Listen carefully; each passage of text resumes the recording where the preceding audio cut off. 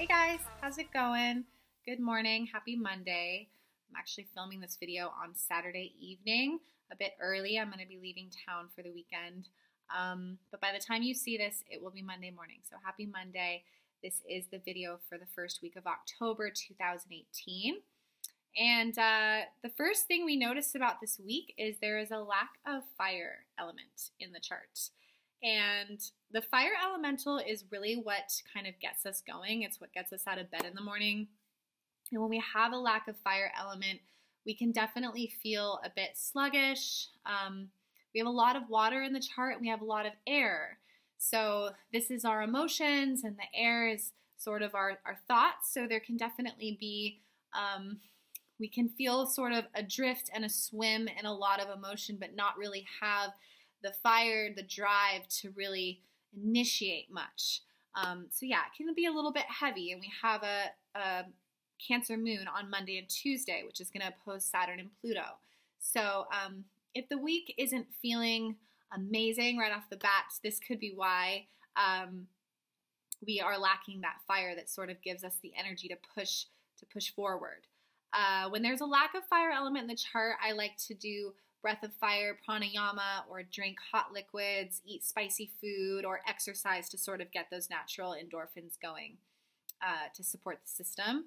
So you might want to implement that.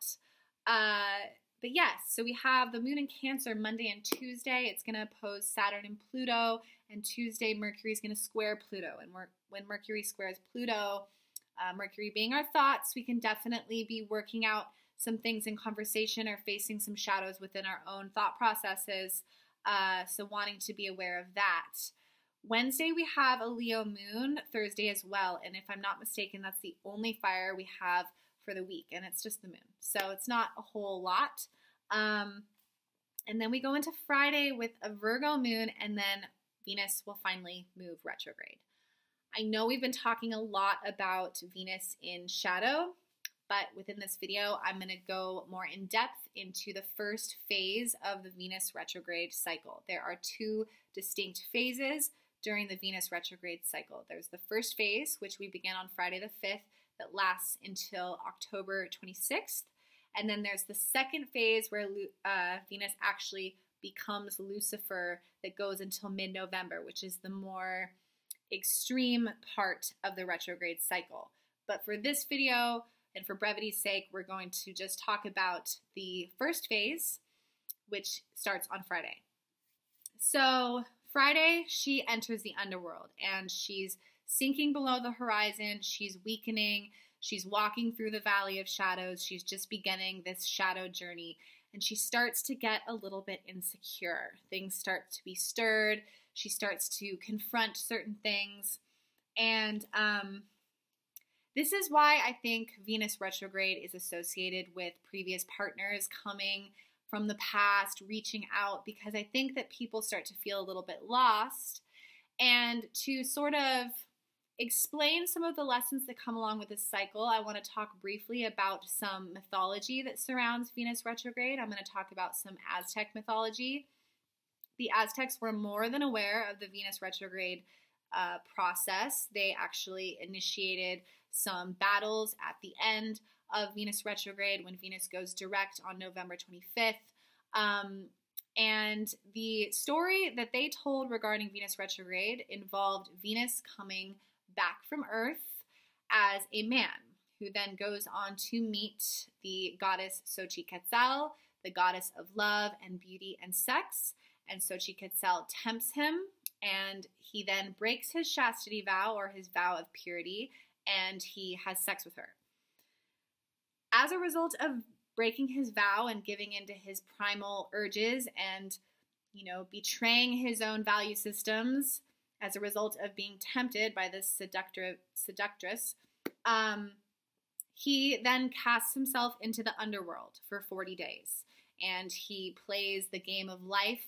He does his shadow work, and then he rises 40 days later when Venus goes direct, much like the phoenix rising from the ashes at the end of the 40-day cycle. So, yes, we can look at this story and understand that Venus retrograde has been associated with giving into our temptations, betraying our own value systems, saying yes when that little voice in our head told us that we probably should have said no. It's a time of looking at what we're karmically attracting, taking responsibility. And I think, sorry about that. I think that really important to look at who we are engaging with sexually during this time. Intimate acts during a Venus retrograde cycle, particularly in Scorpio, may not be the type of act that you can easily untangle from karmically or just walk away from. It's not as harmless as it looks. Any interaction that we're having with another person, particularly intimately during this time, carries with it a lot of symbolism. Karmically, we are weaving really, really intensely in the karmic fabric, the karmic tapestry right now. So, you know, if that person from your past does reach out and, you know, they bring all the things, all the vices, they have all the right reasons why you should, definitely wanting to check in with your higher self and check in with your value systems, because those can be weakened at this time. Yeah, looking at who we're karmically attracting, looking at our vices, and people keep asking me, how do I prepare? What do I do? And I would say, establish your value systems very firmly now. And if you're not in a partnership, establish right now exactly the type of partnership you're looking for, and maybe holding sacred space for that partnership to come in, and not, you know, interacting with people casually until that time because of the intensity of the time period. There are a lot of people that actually go celibate during this time, and I'm not saying that you need to. That's pretty extreme, but it might not be a bad idea, especially if you feel like you're clearing sexual karma or past energies from your being, that you really want to take this time for yourself, go inward. Any retrograde period is associated with going inward, and Venus in Scorpio is about sexual energy, so really wanting to reevaluate for yourself the sacredness of your temple and making this time period about that. Venus retrograde is also a 8-year cycle, so every 8 years, Venus retrogrades back to the place that she was 8 years ago. So wanting to look at 2010, what was going on in your relationships back then, and then you can even go further back in time and look at 2002. And anything that is repeating is a karmic case that is not closed, and your higher self is representing it to you to learn a lesson that possibly wasn't completely learned last time.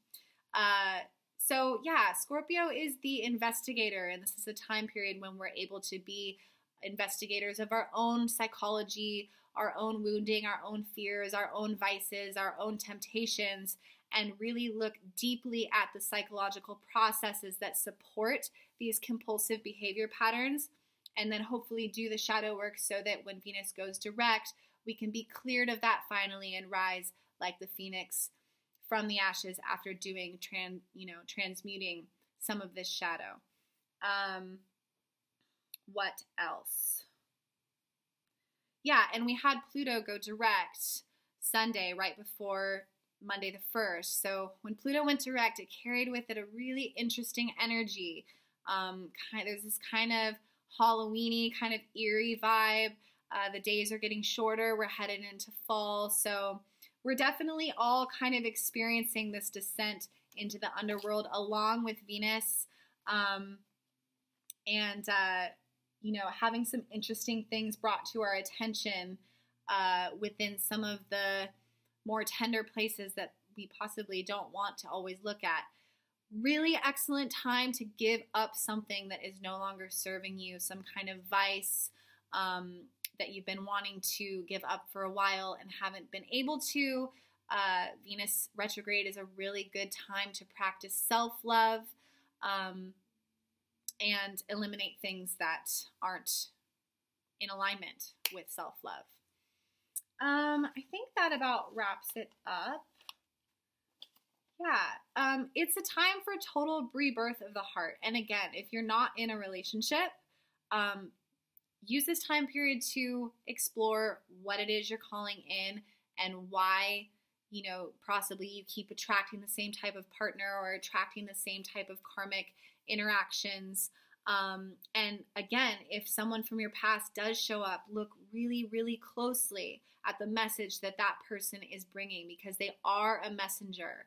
These are little, you know, little glimpses into the deeper psychological processes that we all carry. So it can really bring with it a lot of knowledge if you have, you know, the confidence to look deeply.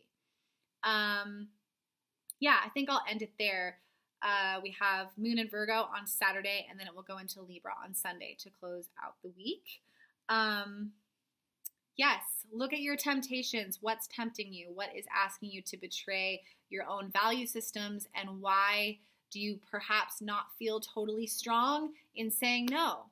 And strengthen that part of your psychology so that the temptations can come as often as they want, and you can always say no and stick to your values and experience all the rewards that come with that.